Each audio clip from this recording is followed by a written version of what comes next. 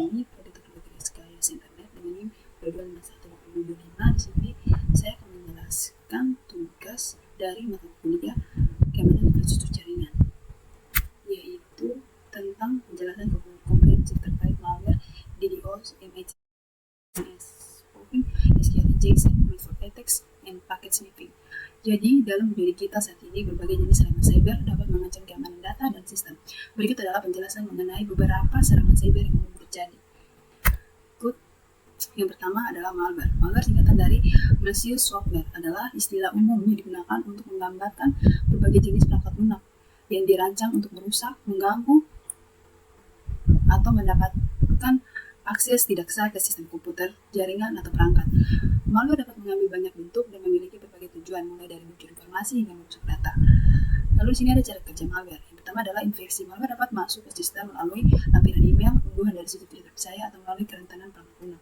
Yang kedua ada aktivasi adalah yaitu setelah terinstall, malware akan mulai menjalankan aktivitas berbahaya seperti mencuri data, mengunci file, atau mengendalikan perangkat. Lalu yang ketiga ada penyebaran, yaitu beberapa jenis malware dapat menyebar ke perangkat lain dalam jaringan atau melalui media penyimpanan yang eksternal. Lalu yang berikut adalah cara mencegah malware. Jadi bagaimana cara mencegah malware? Di sini ada empat cara untuk mencegah malware. Yang pertama adalah antivirus dan anti malware, yaitu menggunakan perangkat lunak keamanan yang dapat mendeteksi dan menghapus malware. Lalu yang kedua ada pembaruan perangkat lunak, yaitu menjaga sistem operasi dan aplikasi selalu diperbaharui untuk mengatasi kerentanan. Lalu yang ketiga ada pendidikan pengguna, yaitu mengedukasi pengguna tentang praktik keamanan yang baik, seperti tidak membuka lampiran dari sumber yang tidak dikenal. Lalu yang keempat ada backup data. Secara teratur, melakukan cadangan data penting untuk minimalkan kerugian jika terjadi infeksi malware. Lalu sini ada jenis-jenis malware, yaitu pertama ada virus, yaitu perangkat lunak yang menyebar dengan menyiapkan dan dengan menyisipkan diri ke dalam program atau file lain dan aktif saat program dijalankan. Lalu yang kedua ada worm, yaitu malware yang dapat menggandakan diri dan menyebar secara mandiri melalui jaringan tanpa memerlukan interaksi pengguna. Lalu yang ketiga ada Trojan horse, yaitu program yang tampak sah tetapi menyimpan kode berbahaya, sering digunakan untuk mencuri data atau memberikan akses ke sistem. Lalu yang keempat ada ransomware, yaitu mengunci data pengguna dan meminta tebusan untuk mengembalikan akses. Lalu terakhir ada adware, yaitu perangkat lunak yang menampilkan iklan tidak diinginkan dan sering mengumpulkan data pengguna tanpa izin. Kesimpulannya adalah malware adalah ancaman. Malware adalah ancaman serius yang dapat menyebabkan kerugian besar bagi individu dan organisasi. Dengan memahami jenis-jenis malware dan menerapkan langkah-langkah pencegah yang tepat, pengguna dapat melindungi diri mereka dan data sensitif dari serangan. Yang kedua ada DDoS atau Distributed Denial of Service, adalah jenis serangan cyber yang bertujuan untuk membuat layanan atau sumber daya online tidak dapat diakses dengan membantu server, layanan, atau jaringan dengan lalu lintas yang berlebihan. Serangan ini dilakukan dengan menggunakan banyak perangkat yang terinfeksi atau botnet untuk mengirimkan permintaan atau data secara bersamaan, sehingga menghabiskan sumber daya dan mengganggu layanan yang sah. DDoS juga punya cara kerja. Jadi sini ada cara kerja DDoS. Yang pertama adalah pembentukan botnet, yaitu adalah penyerangan menginfeksi perangkat atau komputer, router, IoT dengan malware, membentuk jaringan botnet. Lalu yang kedua ada pengiriman permintaan berlebihan. Botnet kemudian diperintahkan untuk mengirimkan permintaan atau data ke server target dalam jumlah yang sangat besar. Yang ketiga adalah overload server. Server tidak dapat menangani volume lalu lintas yang tinggi, menyebabkan penurunan kinerja atau bahkan kegagalan layanan.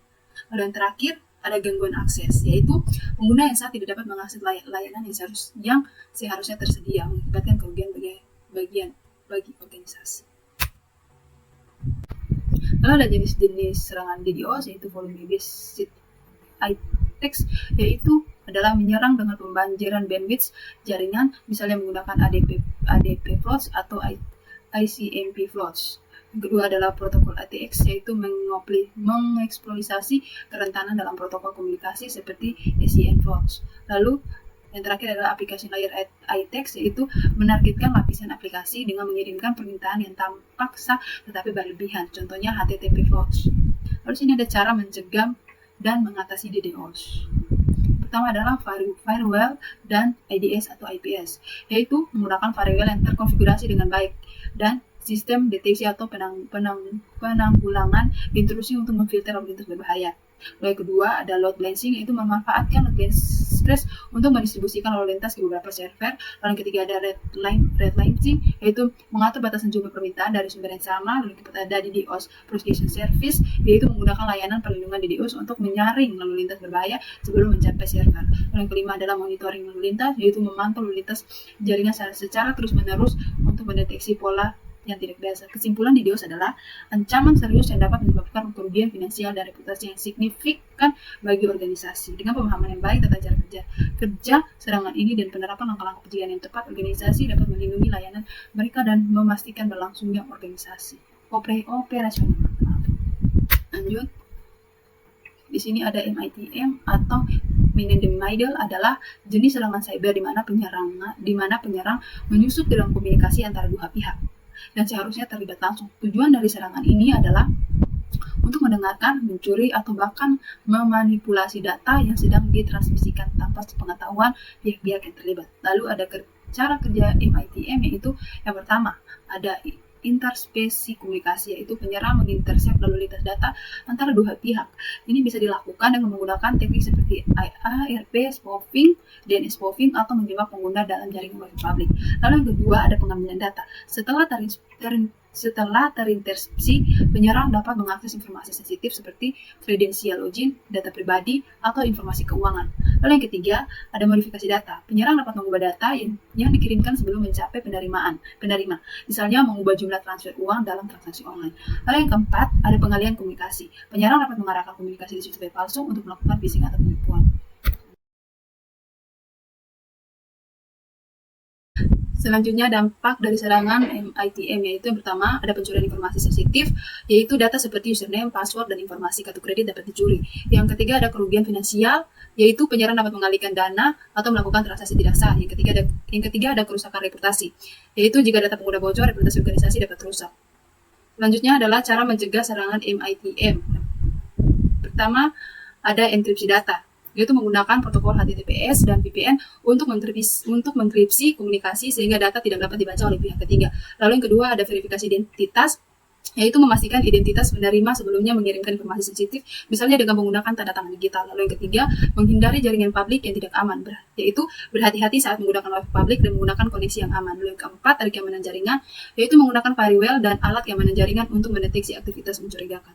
Kesimpulan adalah serangan Man in the Middle adalah ancaman serius dalam keamanan cyber yang dapat mengakibatkan pencurian data dan kerugian finansial. Jadi di sini kesimpulannya semua hampir sama. Lanjut. Yang keempat, kita masuk ke phishing. Phishing adalah teknik penipuan yang digunakan untuk penyerang untuk mendapatkan informasi sensitif seperti nama pengguna, kata sandi, nomor kartu kredit, dan data pribadi lainnya. Dengan menyamar sebagai entitas yang terpercaya dalam komunikasi elektronik, serangan ini biasanya dilakukan melalui email, pesan teks, atau situs web palsu. Di sini ada cara kerja phishing. Yang pertama adalah pembuatan konten menarik, yaitu penyerang membuat email atau pesan tampak resmi, seringkali berisi tautan atau lampiran yang mencurigakan. Yang kedua, penyamaran, yaitu penyerang menyamarkan identitas mereka sebagai organisasi atau individu yang dikenal seperti bank, layanan daring, atau bahkan teman. Lalu yang ketiga, pengiriman pesan. Pesan dikirim ke target, mendorong mereka untuk mengklik tautan atau mengkode lampiran. Lalu yang terakhir adalah pengambilan data. Jika target mengklik tautan, mereka biasanya diarahkan ke situs web palsu yang meminta mereka untuk memasukkan informasi pribadi, data yang dimasukkan kemudian dicuri oleh penyerang. Lalu ada dampak dari phishing. Dampak dari phishing di sini ada 3. Yang pertama adalah pencurian identitas, yaitu data yang dicuri dapat digunakan untuk penipuan identitas, mengakibatkan kerugian finansial. Lalu yang kedua ada kerugian finansial. Aksi tidak sah ke akun keuangan dapat menyebabkan kehilangan uang secara langsung. Lalu yang ketiga ada kerusakan reputasi, yaitu organisasi yang menjadi sasaran phishing dapat hilang kepercayaan dari pelanggan. Lalu di sini ada cara mencegah phishing. Jadi cara mencegah phishing di sini ada 4. Yang pertama adalah verifikasi pengirim, kedua adalah hindari tautan yang mencurigakan, yang keempat adalah pendidikan pengguna, lalu yang kelima ada penggunaan autentikasi 2 faktor. Jadi yang pertama adalah verifikasi pengirim, yaitu selalu periksa alamat email pengirim, pastikan itu berasal dari sumber terpercaya. Yang kedua itu hindari tautan yang mencurigakan, yaitu jangan mengklik tautan yang tidak dikenal atau mencurigakan. Lalu yang ketiga ada pendidikan pengguna, yaitu mengedukasi pengguna tentang tanda-tanda phishing dan cara mengenali upaya penipuan. Lalu yang terakhir adalah penggunaan autentikasi 2 faktor, yaitu mengaktifkan 2FA dapat memberikan lapisan perlindungan tambahan meskipun informasi login dicuri. Kesimpulannya adalah, phishing adalah ancaman yang umum dan berbahaya dalam dunia cyber yang dapat mengakibatkan pencurian data dan kerugian finansial. Yang kelima adalah DNS spoofing. DNS spoofing atau DNS chest poisoning adalah serangan yang memanipulasi sistem domain name system atau DNS untuk mengarahkan pengguna ke situs web palsu atau berbahaya. Dalam serangan ini, penyerang mengubah data yang disimpan dalam chest DNS, sehingga ketika pengguna mencoba mengakses situs tertentu, mereka diarahkan ke alamat IP yang tidak sah. Lalu, sini ada cara kerja DNS spoofing, yaitu ada 3. Yang pertama, intersepsi permintaan DNS, yaitu penyerang memonitor permintaan DNS yang dikirim oleh pengguna ke server DNS, mencari kesempatan untuk menyisipkan data palsu. Lalu yang kedua, ada pengiriman jawaban palsu. Penyerang mengirimkan respon DNS yang salah kepada pengguna sebelum server DNS resmi dapat memberikan jawaban yang benar. Respon palsu ini biasanya berisi alamat IP dari situs web yang berbahaya. Lalu yang terakhir adalah pengalihan lalu lintas. Setelah pengguna mengakses nama domain, mereka diarahkan ke situs web yang tidak sah, di mana penyerang dapat mencuri informasi pribadi, menginfeksi perangkat dengan malware, atau melakukan penipuan. Lalu sini ada dampak dari DNS spoofing. Pertama, ada pencurian data, yang kedua ada malware, yang ketiga ada kerusakan reputasi. Jadi yang pertama itu pencurian data, yaitu data sensitif seperti kredensial login, informasi kartu kredit, dan data pribadi layanan yang dapat dicuri. Lalu yang kedua ada malware, yaitu pengguna dapat diarahkan ke situs yang mengunduh malware ke perangkat mereka. Lalu yang terakhir ada kerusakan reputasi, yaitu organisasi yang menjadi target serangan dapat mengalami kerugian reputasi jika data pelanggan bocor. Lalu yang berikut ada cara mencegah DNS. Penggunaan DNSS, implementasi DNS Security Extension, yaitu untuk menambahkan lapisan keamanan dengan memverifikasi keaslian data DNS. Lalu yang kedua ada menghindari jaringan publik yang tidak aman, yaitu menggunakan VPN atau jaringan yang aman saat mengakses internet. Lalu itu memperbarui perangkat lunak, menjaga perangkat lunak, sistem dan DNS server tetap diperbarui untuk mengurangi kerentanan monitoring DNS, memantau aktivitas DNS untuk mendeteksi dan merespon perubahan mencurigakan. Lalu sini ada kesimpulan. Kesimpulan DNS spoofing adalah serangan serius yang dapat mengarah pada pencurian data dan kerugian finansial. Dengan pemahaman yang baik tentang cara kerjanya dan penerapannya, langkah-langkah pencegahan yang tepat, pengguna dan organisasi dapat melindungi diri dari ancaman ini. Jadi semuanya hampir sama ya. Lalu yang keenam, kita masuk ke SQL injection. SQL injection adalah teknik serangan cyber di mana penyerang menyisipkan kode SQL berbahaya ke dalam query yang dikirimkan ke database melalui aplikasi web. Tujuan serangan ini adalah untuk mendapatkan akses tidak sah ke data, memanipulasi data, atau bahkan mengendalikan seluruh sistem database. Lalu selanjutnya ada cara kerja SQL injection. Yang pertama adalah identifikasi kerentanan, lalu yang kedua adalah penyisipan kode berbahaya, lalu yang ketiga adalah eksekusi query berbahaya. Jadi yang pertama itu adalah identifikasi kerentanan, yaitu penyerang mencari aplikasi yang tidak memvalidasi input pengguna dengan benar, terutama dalam formulir login atau pencarian. Lalu yang kedua adalah penyisipan kode berbahaya, yaitu penyerang menyisipkan perintah SQL berbahaya ke dalam input. Misalnya, jika aplikasi mengizinkan pengguna memasukkan nama pengguna dan password, penyerang dapat menyisipkan kode seperti tanda petik ORT sama dengan T titik koma. Setelah itu ada eksekusi query berbahaya. Jika aplikasi tidak aman, kode yang disisipkan akan dieksekusi oleh database, memungkinkan penyerang untuk mendapatkan data sensitif atau melakukan tindakan tidak sah. Selanjutnya, dampak dari SQL injection, yaitu pencurian data, modifikasi data, dan pengambilan sistem. Jadi ini semua sama saja, dampaknya semua hampir sama ya. Kita langsung saja ke cara mencegah SQL injection. Jadi yang pertama itu ada penggunaan pthreads statement, yaitu menggunakan query yang diparametrisasi untuk memisahkan data dari perintah SQL. Contoh ini perintahnya, ini contoh perintahnya $stmt sama dengan $PDO lebih dari ini. Langsung yang ketiga adalah validasi dan sanitasi input, yaitu memastikan semua input pengguna divalidasi dan disanitasi untuk menghindari penyisipan kode berbahaya. Dan yang keempat adalah pengguna ORM, yaitu menggunakan Object Relational Mapping, yaitu untuk mengelola interaksi database secara aman. Lalu yang terakhir adalah pembatasan hak akses, yaitu memberikan akses yang minimum kepada pengguna database untuk mengurangi dampak jika terjadi serangan. Kesimpulannya adalah SQL injection adalah salah satu ancaman keamanan aplikasi web yang paling umum dan serius. Dengan memahami cara kerja serangan ini dan menerapkan langkah-langkah pencegahan yang tepat, organisasi dapat melindungi sensitif mereka dan menjaga integritas sistem. Jadi ini semua kesimpulannya, dampaknya, cara mencegahnya semuanya bersama ya. Oke, kita masuk yang nomor 7. Yang 7 adalah brute force attacks. Brute force attacks adalah metode serangan cyber di mana penyerang mencoba semua kemungkinan kombinasi kata sandi atau kunci enkripsi untuk mendapatkan akses tidak sah ke sistem akun atau data. Metode ini mengandalkan kekuatan pemrosesan untuk mencoba setiap kombinasi hingga menemukan yang benar. Lalu sini ada cara kerjanya. Yang pertama adalah, sini cara kerjanya ada 3. Yang pertama adalah pemilihan target, yaitu penyerang memilih akun atau sistem yang ingin diakses seperti akun email, akun media sosial, atau server. Lalu yang kedua ada penggunaan alat otomatis. Penyerang menggunakan perangkat lunak otomatis untuk mencoba berbagai kombinasi kata sandi dalam waktu singkat. Alat ini dapat melakukan serangan menggunakan teknik seperti pertama ada dictionary attacks, yaitu menggunakan daftar kata sandi umum dan kombinasi yang sering dipakai. Lalu yang kedua ada hybrid attacks, yaitu untuk menggabungkan kata sandi dari kamus dengan karakter tambahan.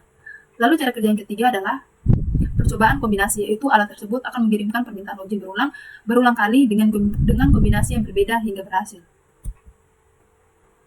Lalu sini ada dampak, cara mencegah, dan kesimpulannya. Sini dampaknya ada 3. Yang pertama adalah kompromi akun.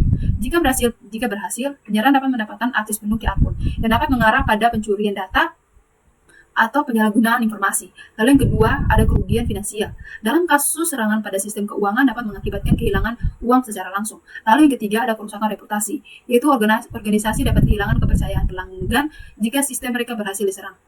Lalu di sini kita langsung ke cara mencegahnya. Cara mencegahnya itu ada 1, 2, 3, 4, 5. Ada 5 tuh cara mencegahnya brute force attacks, yaitu yang pertama adalah penggunaan kata sandi kuat, yang kedua adalah pembatasan upaya login, yang ketiga adalah autentikasi 2 faktor, yang keempat adalah captcha, yang kelima adalah pembantuan dan peringatan. Kesimpulannya adalah brute force attacks adalah ancaman signifikan dalam keamanan cyber yang dapat mengakibatkan akses tidak sah ke sistem dan data. Dengan menerapkan langkah-langkah pencegahan yang tepat, individu dan organisasi dapat melindungi diri dari serangan ini dan menjaga keamanan informasi mereka. Lanjut. Oke, yang terakhir adalah paket sniffing. Paket sniffing adalah proses pemantauan dan pengambilan data yang dikirimkan melalui jaringan komputer.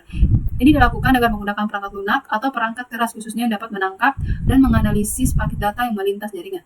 Teknik ini dapat digunakan untuk tujuan yang sah, seperti pemecahan masalah jaringan, maupun untuk tujuan berbahaya, seperti pencurian informasi sensitif. Dan sini ada cara kerjanya. Cara kerjanya di sini ada 3. Yang pertama adalah penggunaan sniffer. Itu penyerang atau administrator jaringan menggunakan alat yang disebut paket sniffer untuk menangkap data yang ditransmisikan melalui jaringan. Contoh alat ini termasuk Wiresec, TCP/DAM, dan lainnya. Lalu yang kedua adalah capture data, yaitu sniffer menangkap semua paket data yang melintasi jaringan. Ini mencakup informasi seperti alamat IP, pengirim, dan penerima, protokol yang digunakan, dan isi data. Lalu yang terakhir adalah analisis paket, yaitu data yang ditangkap dapat dianalisis untuk mendapatkan informasi penting seperti username, password, atau data pribadi lainnya. Lalu sini ada cara mencegah, dampak, dan kesimpulannya. Di sini cara mencegahnya ada 4. Yang pertama adalah enkripsi data, yaitu menggunakan protokol keamanan seperti HTTPS, SSL atau TLS atau VPN untuk mengenkripsi data saat ditransmisikan sehingga tidak dapat dibaca oleh penyerang. Yang kedua adalah penggunaan jaringan aman, yang itu menghindari penggunaan jaringan wifi publik yang tidak aman untuk mengakses informasi sensitif.